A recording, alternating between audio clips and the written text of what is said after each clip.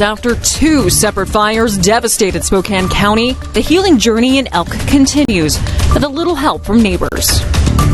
It may have felt like summer today, but it's definitely going to feel more fall-like tomorrow with rain showers, breezy conditions, and much cooler temperatures. And the Trump administration picks its next city to deploy National Guard troops to.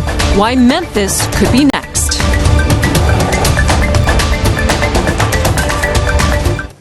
Thanks for making KREM News at 5 a part of your Saturday. I'm Cody Proctor. It has been 2 years since this happened. The Gray and Oregon Road fires devastated Spokane County, burning hundreds of homes and thousands of acres. 2 people died in the fires. Now the healing from these fires is still happening. Today, community members rolled up their sleeves to rebuild in the parts around Elk, still feeling the impact of the Oregon Road fire. KREM 2's Connor McAvoy went out to one of the sites today to show us more tonight.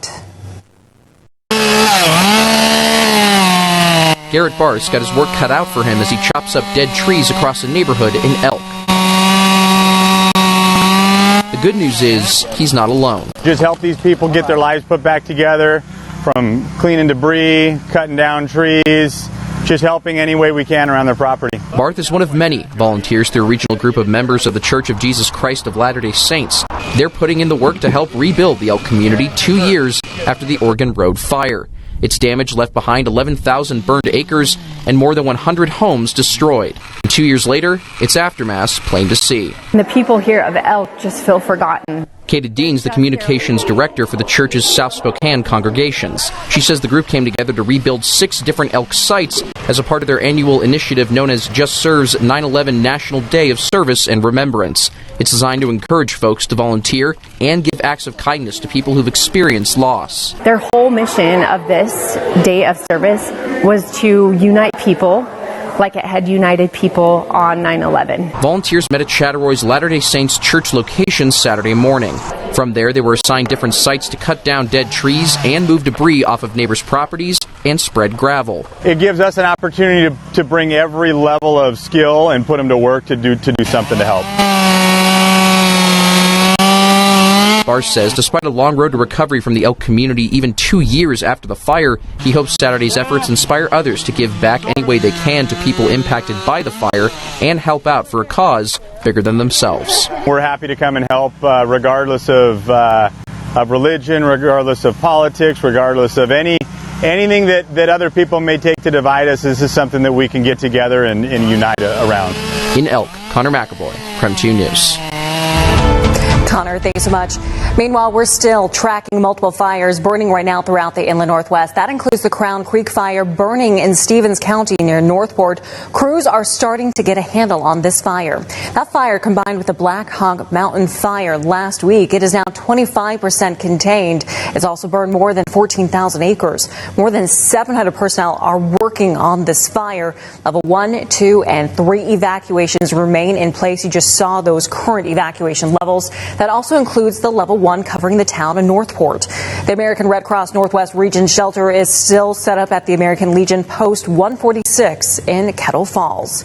Nearby, the Rattlesnake fire continues to burn, but crews continue to make progress on this fire. By the way, this is located northwest of Spokane along the western banks of the Columbia River. It's torched over 21,000 acres. It's now 75% contained tonight. Level 1 and 2 evacuations remain in place, but fire officials did drop the level 3 go now evacuation orders. The evacuation center at the Inchelium Community Center is still open at last check. And the Lynx Mountain fire in Ferry County's burned more than 7,300 acres since it sparked last week. That fire grew more than 1,500 acres overnight. It's now 10% contained. Level 1, 2, and 3 evacuation orders are in place tonight. And it is certainly a good reminder tonight that even though we are in September, we are still very much in the middle of our fire season. But as we head into the rest of this weekend, will Mother Nature help us out? Meteorologist Michelle Bosch joining us now with more tonight in our Outdoor Weather Center. Yeah, I think weather's going to have a big impact, a big positive impact on wildfires tomorrow because we are looking at a pretty big change with much cooler temperatures and some showers. Today, still feeling like summer. Air quality still in the moderate category. It hasn't really changed a whole lot. Obviously, the air quality worse in the closer vicinity of the wildfires, but AQI of 65 right now in Spokane. I expect huge improvements in that tomorrow and will send us back into the good air quality category. Satellite and radar showing dry conditions across eastern Washington and most of North Idaho. A few showers and thunderstorms right along the Montana border. Those are moving away from us, and temperatures feeling very warm today under the very sunny conditions. We're 82 in Spokane and Coeur d'Alene, middle and upper 80s across central Washington, near 90 in Pomeroy, 84 in Lewiston. We will see increasing clouds closer to tomorrow morning, and then it looks like it's going to be a showery, breezy, and cooler day. It is sweater weather finally for Cody, 66 degrees for a high tomorrow. We'll see a few morning showers Monday, and then the sun is back, and then hey, guess what? Summer weather coming back on Tuesday. We should be back up around 80. Michelle, thank you so much. Coeur d'Alene Public Schools announced it's discontinuing its driver's education program in November. The district says the decision came from both program costs and changes in Idaho state laws. House Bill 531 allows Idaho families the option to complete driver's ed through a parent-led model. The district needs a new instructor and vehicle for the program. The district also says its driver's education program operates at a nearly $28,000 annual deficit. If kept, it would need to increase the student fee from $275 to about $400. Heads up, Spokane drivers, 2 construction changes to know about tonight. Let's start on the South Hill. Rockwood Boulevard will be closed to all traffic between Grand Boulevard and Cowley Street this Monday through Wednesday. It'll close for water, sewer, and stormwater systems work. Meanwhile, across the Spokane River, drivers traveling southbound on North Ash Street will see significant slowdowns between West Indiana Avenue and West Maxwell Avenue. That starts Monday, September 22nd through Wednesday, September 24th for both bike and pedestrian safety upgrades. Washington State Governor Bob Ferguson warns the proposed federal budget could strip health coverage from thousands of people in the Evergreen State and risk a government shutdown. Democratic leaders argue the proposed bill set to take effect in January could force rural hospital closures, drive up insurance rates, and cut off in coverage for more than 300,000 people in the state. It's been described as the largest transfer of wealth in the history of our entire country. I will say, as a person of faith, that disgusts me. That is upside down. That is wrong.